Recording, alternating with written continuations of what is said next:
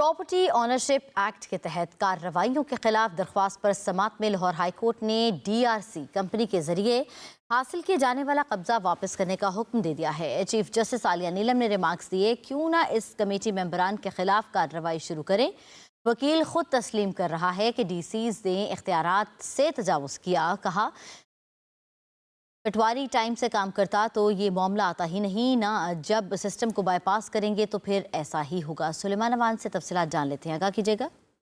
आज बिल्कुल लाहौर हाईकोर्ट में प्रॉपर्टी ऑनरशिप एक्ट के तहत कार्रवाइयों के खिलाफ दरख्वास्त पर समाअत हुई है। चीफ जस्टिस मिस आलिया नीलम ने दरख्वास्त मोहम्मद अली की केस पर समाअत की है और प्रॉपर्टी ऑनरशिप एक्ट के तहत कब्जा हासिल करने वाला शहरी भी जो है वो अदालत में पहुंचा है।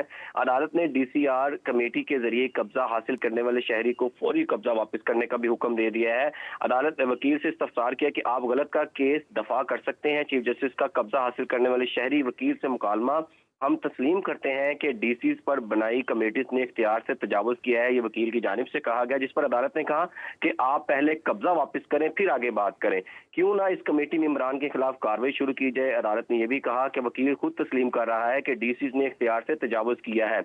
अगर पटवारी टाइम से ये काम करता तो ये मामला आता ही नहीं यहाँ पर। जब सिस्टम को बाईपास करेंगे तो फिर ऐसा ही होगा, चीफ जस्टिस ने यह कहा। जबकि वकील की जानिब से कहा गया कि सिस्टम से इंसाफ नहीं मिल रहा तो कहाँ जाए।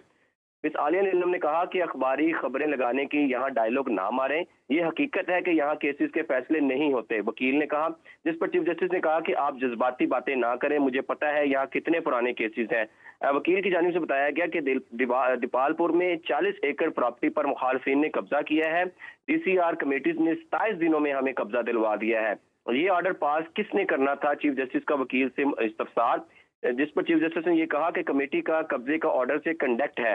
वकील की जानिब से बताया गया कि मैं ये मानता हूं कि डीसीज ने गलत फैसला किया है। जिस पर चीफ जस्टिस ने कहा कि आप खुद कहते हैं कि इनके पास कानून के तहत कार्रवाई का इख्तियार नहीं था, आप डीसी को हदायत कर दें कि वो हमें सुनकर फैसला कर दे। वकील की जानिब से ये इस्तदा की गई, जिस पर अदालत ने कहा कि डीसी फैसला कर ही नहीं सकता, फैसला किसी और का इख्तियार है।